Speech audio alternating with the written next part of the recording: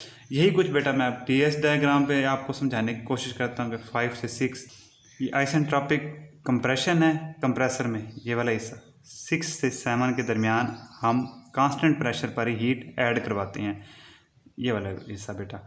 अब ये वाली जो लाइंस होती हैं इंक्लाइंड लाइंस, ये टी एस डायग्राम में कांस्टेंट प्रेशर को शो करती हैं। 7 से 8 गैस टरबाइन में आइसेंट्रोपिक एक्सपेंशन होगी और उसके बाद 8 से 9 ये गैसेस जो हैं ये अपनी एनर्जी ट्रांसफ़र करेंगी स्टीम साइकिल को, और उसके बाद ये क्योंकि ओपन साइकिल है यहाँ से ये एटमॉस्फेयर की तरफ रिजेक्ट करवा देंगे, हम एटमॉस्फेयर की तरफ हम इन्हें निकाल देंगे। ये ग्रीन पोर्शन उसी को शो कर रहा है। अब स्टीम साइकिल की तरफ आते हैं। 1 से 2 आइसेंट्रोपिक कंप्रेशन होगी जो फ्लूइड को पंप प्रेशराइज करेगा।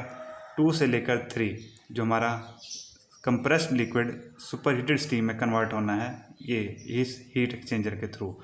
तो यहाँ से हमें जो सुपर हीटेड स्टीम मिलती है वो स्टीम टरबाइन में एक्सपेंड होगी। 3 से 4 आ जाएगा बेटा आइसेंट्रोपिक एक्सपेंशन। अब यहाँ पे देखें ये सैचुरेशन रीजन के अंदर है, डोम के अंदर रीजन है, तो यहाँ पे लिक्विड भी होगा और वेपर भी होगा। तो इसको हम टोटली लिक्विड में कन्वर्ट कराने के लिए कंडेंसर से गुजारेंगे 4 से 1। तो ये हमारा सारे का सारा लिक्विड आ जाएगा यहाँ पे सैचुरेटेड लिक्विड, और इस तरह ये साइकिल जो है वो चलता रहेगा। अब बेटा इसमें आप गौर से देखें तो combined gas vapour power cycle में जो एक सबसे बड़ा फ़ायदा है वो ये है कि आप एनर्जी हीट इनपुट करवा रहे हैं सिर्फ़ और सिर्फ गैस साइकिल में, और हाई टेम्परेचर के ऊपर करवा रहे हैं, और पावर आपको मिल रही है 2 गैस टरबाइन से भी स्टीम टरबाइन से भी, और एनर्जी आप जो एटमॉस्फेयर में रिजेक्ट कर रहे हैं वो कर रहे हैं कंडेंसर के थ्रू लो टेम्परेचर पे।